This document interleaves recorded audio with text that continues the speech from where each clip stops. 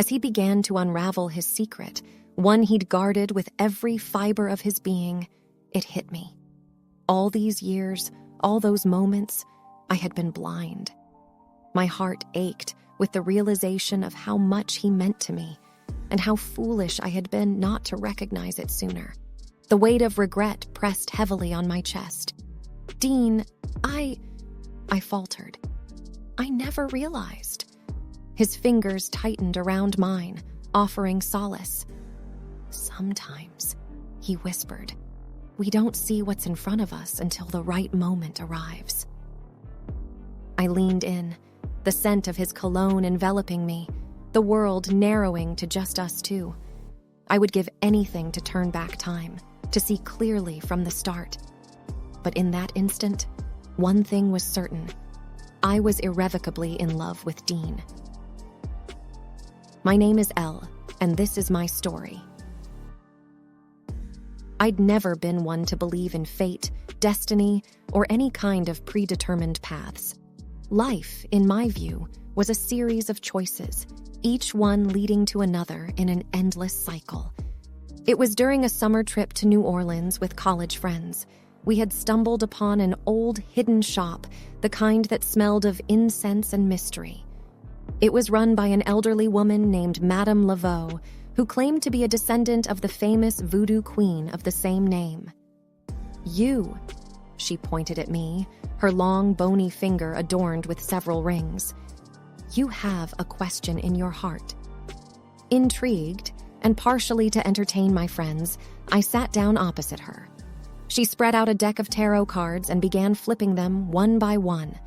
The room was filled with an eerie silence, save for the soft whispers of the cards as they revealed their secrets. "You will find happiness," Madame Laveau began, her voice a raspy whisper. "But only with a man with eyes as deep as the ocean." I looked at her in confusion. "What does that mean?" "Blue eyes," she stated simply, her gaze piercing into mine. "Your destiny is intertwined with a man with blue eyes." At the time, I had laughed it off, taking it as a fun story to share back home. Little did I know how much weight those words would carry in my life. Months turned into years, and I found myself gravitating towards men with blue eyes. It wasn't a conscious choice, not really, but somewhere in the back of my mind, Madame Laveau's prediction lingered. There was Rob, with his ice blue eyes, then Alex, with eyes the color of a clear summer sky. But each relationship, while filled with moments of joy, also had its share of heartbreak and pain. In the midst of this azure-eyed whirlwind, I met Dean. Dean, with his deep, soulful brown eyes. There was an intensity about him, a raw passion that drew me in. We became fast friends, and over time, it became evident that his feelings for me ran deeper. I'd be lying if I said I wasn't attracted to him.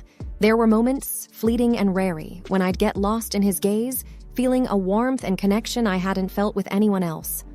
But every time things started to get serious, the fortune teller's words would echo in my mind. Could I truly be happy with a man without blue eyes? One evening, as we sat on my apartment's balcony, overlooking the city lights, Dean took my hand.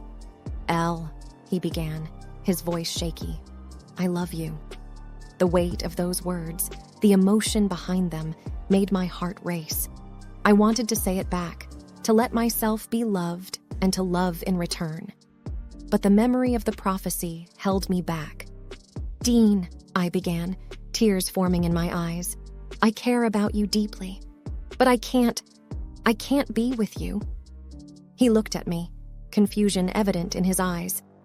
"Is it because of my eyes?" I was taken aback. How did he know? He chuckled bitterly. "I've seen the way you look at men with blue eyes. There's a longing there, a depth, that I've never seen when you look at me." It broke my heart to hear him say that. I tried to explain, to tell him about Madame Laveau and her prophecy. But the more I spoke, the more absurd it sounded, even to my own ears. We ended the night in silence, each lost in our own world of thoughts and emotions. A few days later, Dean moved out of the city, leaving behind only a note. "Find your happiness, Ella, wherever and with whomever it may be." The guilt and regret weighed heavily on me. I had let go of a love that was real, tangible, for a prophecy that might never come true. The days turned into weeks, then months.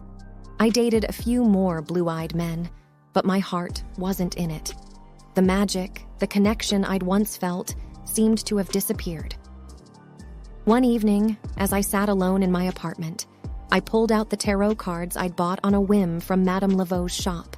I shuffled them, trying to find answers, some guidance. The cards revealed a mix of images: cups, swords, a wheel of fortune. But the one that stood out was the Lover's card. 2 figures, one with deep blue eyes and the other with warm brown ones. Suddenly, it all became clear. The prophecy was not about finding happiness with a blue-eyed man. It was about finding balance, accepting love in all its forms, and not being bound by preconceived notions. With newfound determination, I decided to track down Dean, to apologize, to tell him how I truly felt. I didn't know if he'd take me back, but I knew I had to try. As I embarked on this new journey, one thing was clear. True love wasn't about the color of one's eyes. It was about the depth of one's soul. And I was ready to dive deep, to find my happiness wherever it may be. Time, they say, heals all wounds. And with the turning of seasons, the past became a mere speck in the distance. New York, with its fast-paced life and never-ending chaos, helped me move on. I continued to meet people, often drawn to those with blue eyes, the shadow of Madame Laveau's prediction always looming in the background. It had been a few years since my last encounter with Dean. In my daily life, he was almost forgotten, yet deep down, a part of me still yearned for those stolen moments, those whispered conversations, and those long walks along the river. My dating life was a series of short-lived romances, none of which ever reached the depth and connection I once shared with Dean. But life went on. With each passing day, I became more engrossed in my work, my friends, and my life in the city. It was on one such busy day as I rushed through Central Park that I saw him again. Dean, standing by the famous Bow Bridge, deep in conversation with a friend. The urge to walk past, unnoticed, was strong, but something stopped me in my tracks. His eyes, they were blue, the same deep, vivid blue that had once captivated me. Confused, I approached him, my heart racing. "Dean?" He looked up, startled, and then broke into a smile. "Elle, it's been so long." There was warmth in his voice, but something was different. The connection, the spark that had once existed, seemed to have faded. I couldn't help but ask, "Your eyes, weren't they—" Dean laughed, a hint of embarrassment in his voice. "I wore colored lenses. I always hated the color of my eyes, thought they made me look plain. But recently, I've started to embrace my natural self." The revelation was shocking. The man I had loved, the man whose eyes had once haunted my dreams, had been hiding his true self all along. Suddenly, memories flooded back. Our first meeting, the intensity of his gaze, the moments when our souls seemed to connect. And then, the realization that perhaps I'd never really known him at all. Before I could process my thoughts, a voice interrupted us. "Babe, who's this?" A young woman with striking green eyes approached, her arm slipping around Dean's. The intimacy between them was evident, and it didn't take long for me to piece together the puzzle. "This is Ella, an old friend," Dean introduced, his voice neutral. "Nice to meet you," she replied with a courteous nod, her eyes never leaving mine. The unspoken challenge was clear. The awkwardness was palpable. Here I was, face to face with the man I had once loved, a man who was now in love with someone else. After a few minutes of strained conversation, I made my excuses and left, the weight of the encounter pressing down on me. As I walked away, the truth hit me hard. all these years, I'd been chasing a fantasy, holding on to a prophecy that had no basis in reality. I had let a fortune teller dictate my choices, my relationships, and my life. Madame Laveau's words echoed in my ears, but for the first time, I questioned their validity. Maybe the prophecy was never about the color of one's eyes.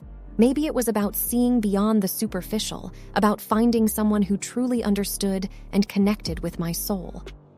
With newfound clarity, I decided to let go of the past, to move forward, and to trust my heart. After all, it was the only compass I needed. The days turned into weeks and then months. With each passing day, the weight of the past lifted, replaced by a sense of peace and contentment. I began to see the world with fresh eyes, to appreciate the beauty in the mundane, and to cherish the connections that were genuine and deep. Life was no longer about chasing a prophecy or finding the perfect blue-eyed man. It was about living in the moment, about embracing the present, and about finding happiness within. And as I stood on the balcony of my apartment, overlooking the city lights, a smile played on my lips. The journey had been long and arduous, but it had led me to where I was meant to be. The city, with its hustle and bustle, its highs and lows, was a reflection of life itself. And as I looked out into the vast expanse, one thing was clear. True happiness didn't lie in predictions or prophecies. It lay in trusting oneself, in following one's heart, and in finding joy in the little moments that made life worth living. And with that thought, I stepped into the future, my heart light and my soul free, ready to embrace whatever life had in store.